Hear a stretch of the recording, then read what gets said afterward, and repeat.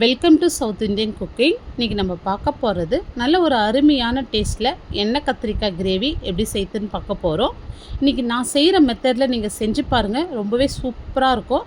So வீடியோவை skip பண்ணாத பாருங்கள், அப்போ தான் அதே மெத்தடில் உங்களால் செய்ய முடியும். இப்போ ஒரு பேன் வச்சுட்டு டேபிள் ஸ்பூனில் 2 டேபிள் ஸ்பூன் வேர்க்கடலை சேர்த்துருங்க. இப்போ இந்த வேர்க்கடலை லைட்டாக கலர் மாறி வரட்டும். இப்போ பாருங்கள், இந்த அளவுக்கு கலர் மாறி வந்ததும் 2 டேபிள் ஸ்பூன் தேங்காய் சேர்த்துடலாம். இப்போ ஸ்பூனில் 2 ஸ்பூன் தனியா, 1 ஸ்பூன் சீரகம், 2 ஸ்பூன் எள்ளு சேர்த்துடலாம். நான் வெள்ளை எள்ளு சேர்த்துருக்கேன், நீங்கள் இதுக்கு பதில் கருப்பு எள்ளு கூட சேர்த்துக்கலாம். இப்போ இது எல்லாமே நம்ம மீடியம் ஃப்ளேம்லேயே வறுத்து எடுத்துக்கலாம். இப்போ நம்ம தனியாக சீரகம் சேர்த்துருக்கோம், அது கலர் மாறக்கூடாது. கலர் மாறினா குழம்பு டேஸ்ட்டு மாறிடும். இப்போ பாருங்கள், எள்ளு நல்லா பொரிஞ்சு வருது. இப்போ நம்ம இதை வேற ஒரு பிளேட்டில் மாற்றிட்டு இப்போ அதே பேனில் ஒரு 4 டேபிள் ஸ்பூன் நான் எண்ணெய் சேர்த்துருக்கேன். இப்போ நம்ம வெங்காயம் ஃப்ரை பண்ணி எடுத்துக்க போகிறோம். இப்போ அதுக்கு பெரிய சைஸ் வெங்காயமாக 2 வெங்காயம் எடுத்து நல்லா நீல வாக்கில் கட் பண்ணியிருக்கேன் பாருங்கள். இப்போ இந்த அளவுக்கு மெலிசாக கட் பண்ணிங்க, அப்போ தான் வெங்காயம் சீக்கிரமாக வதங்கி வரும். இப்போ பாருங்கள், இதில் கொஞ்சமாக உப்பு சேர்த்து வதக்கி விடுங்க. உப்பு சேர்த்து வதக்க சொல்ல சீக்கிரமாக நல்லா கலர் மாதிரி வதங்கி வந்துடும். இப்போ ஃப்ரைடு ஆனியனுக்கு நிறைய எண்ணெய் சேர்த்து தான் நம்ம ஃப்ரை பண்ணணும்னு தேவையில்லை. இந்த மாதிரி கொஞ்சமாக எண்ணெய் சேர்த்து கூட இந்த மாதிரி நம்ம ஃப்ரை பண்ணி எடுத்துக்கலாம். வெங்காயம் சேர்த்ததுமே கொஞ்சமாக உப்பு சேர்த்து நீங்கள் ஃப்ரை பண்ணிங்கன்னா கலர் சீக்கிரமாக மாறி வந்துடும் பாருங்கள். இப்போ பாருங்கள், இந்த அளவுக்கு கலர் மாறி வந்ததும் நம்ம எண்ணெய் வடிச்சிட்டு எடுத்துடலாம். இப்போ பாருங்கள், நல்லா கலர் மாறி வந்திருக்கு பாருங்கள். இப்போ இது ஒரு சைடு இருக்கட்டும்.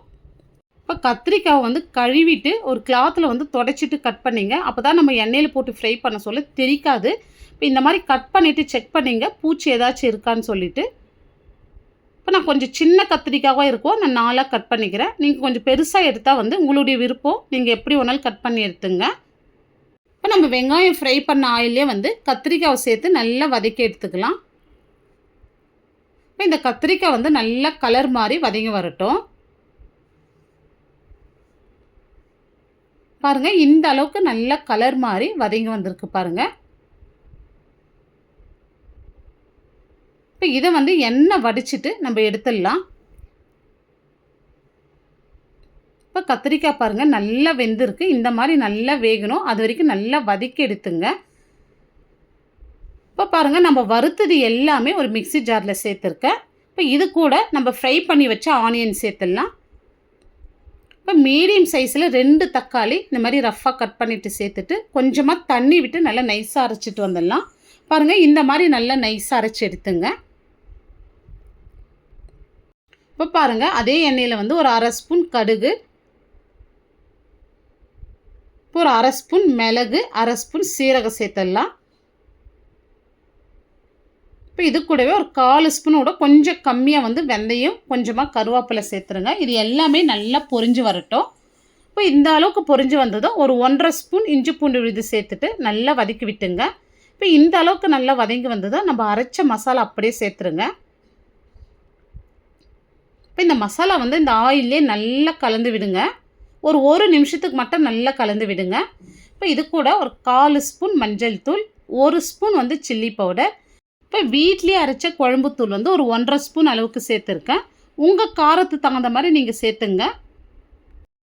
இப்போ இந்த குழம்புக்கு தேவையான அளவு உப்பு சேர்த்துட்டு இந்த மசாலா ஒரு நிமிஷத்துக்கு சிம்மிலே வச்சு நல்லா கலந்து விடுங்க. இப்போ மசாலா இந்த அளவுக்கு நல்லா வதங்கி வந்ததும் இப்போ நம்ம கத்திரிக்காய் சேர்த்துடலாம். இப்போ இது கூடவே ஒரு சின்ன லெமன் சைஸ் புளி நல்லா திக்காக கரைச்சி வச்சுருக்கேன். இப்போ புளி தண்ணி சேர்த்துடலாம். இப்போ மிக்ஸி ஜார்லேயே கொஞ்சமாக தண்ணி விட்டு இதோடு சேர்த்துங்க. இப்போ இன்னும் கொஞ்சம் கூட நம்ம தண்ணி சேர்த்துக்கலாம். இப்போ கிரேவி பாருங்கள், இந்த அளவுக்கு கன்சிஸ்டன்சி இருக்குது, இது கரெக்டாக இருக்கும். இப்போ இது ஒரு 6லேருந்து 7 நிமிஷத்துக்கு மீடியம் ஃப்ளேம்லேயே நல்லா கொதித்து எண்ணெய் பிரிஞ்சு வரட்டும். இப்போ பாருங்கள், நல்லா திக்காய் வந்திருக்கு பாருங்கள், நல்லா எண்ணெய் பிரிஞ்சு வந்திருக்கு. இப்போ இதில் ஒரு 1/2 ஸ்பூன் கரம் மசாலா, நல்லா ஒரு கை நிறைய பொடியாக நறுக்கின கொத்தமல்லி, கொஞ்சமாக கருவேப்பிலை இந்த மாதிரி பிச்சுட்டு சேர்த்துங்க.